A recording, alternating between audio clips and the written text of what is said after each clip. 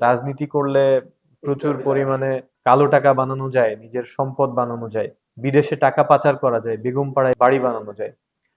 বাংলাদেশ প্রতিষ্ঠার লক্ষ্যের চেয়ে গুরুত্বপূর্ণ হচ্ছে প্রেক্ষাপটটা।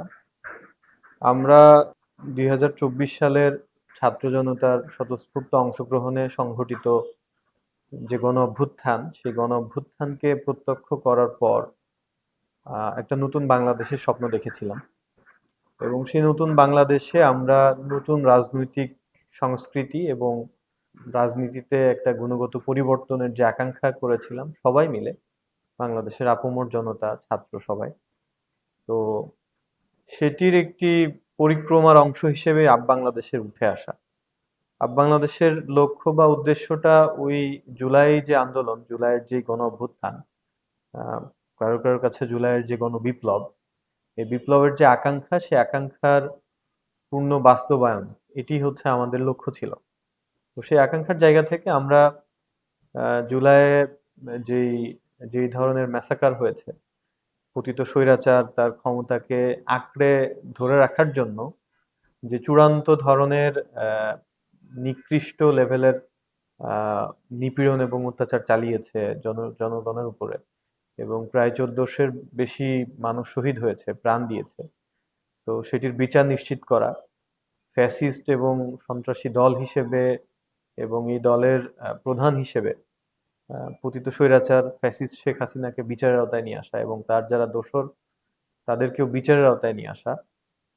একই সাথে তার আগে যে ১৬ বছর ধরে একটা ফ্যাসিবাদী শাসন কাঠামো গড়ে উঠেছিল, এই শাসন কাঠামোর মধ্যে প্রত্যেকটা প্রতিষ্ঠান, রাষ্ট্রীয় প্রতিষ্ঠান এবং ব্যবস্থা, যেগুলোকেও দলীয়করণের মাধ্যমে ফ্যাসিবাদী কাঠামোয় রূপান্তরিত করা হয়েছিল, সেগুলোর একটা আমূল সংস্কার আমরা চেয়েছিলাম। এবং সেই সংস্কারের জন্য অনেকগুলো আহ, আহ, ব্যবস্থা, অনেক ধরনের আয়োজন, অনেক ধরনের উদ্যোগ নেওয়া হয়েছে সরকারের পক্ষ থেকে, কিন্তু সেগুলোকে এনাফ মনে হচ্ছিল না। আর সর্বশেষ আমাদের আরেকটা আহ, আকাঙ্ক্ষা বা আরেকটা উদ্দেশ্য ছিল যে একতাবদ্ধভাবেই বাংলাদেশের রাজনৈতিক কালচারটা পরিবর্তন করা।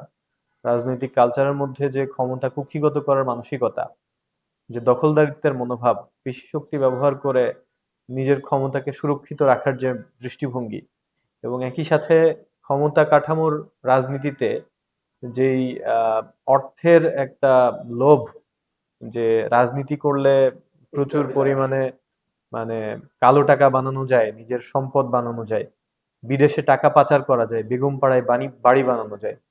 তো এই যে এক ধরনের ব্যাড মনস্তত্ত্ব, একটা নেগেটিভ মনস্তত্ত্ব, এই মনস্তত্ত্ব থেকে সরিয়ে রাজনীতিকে শুধুমাত্র জনগণের সেবার জন্য, জনগণের কল্যাণের জন্য, দেশের স্বাধীনতা এবং সার্বভৌমত্ব রক্ষার জন্য আহ, সবাই রাজনীতি করবে। অর্থাৎ বাংলাদেশের ইন্টারেস্টকে, বাংলাদেশের মানুষের ইন্টারেস্টকে সবার আগে প্রাধান্য দিবে, এরকম একটি মানসিকতা নিয়ে সততার সাথে দেশের মানুষের সেবার নিমিত্তে রাজনীতি করবে, এরকম একটি কালচার প্রতিষ্ঠা করার জন্যই মূলত বাংলাদেশের প্রতিষ্ঠা করা। যদি গুপ্ত রাজনীতি করতে চাইতাম, তাইলে তো নিজের পরিচয় লুকাইতাম।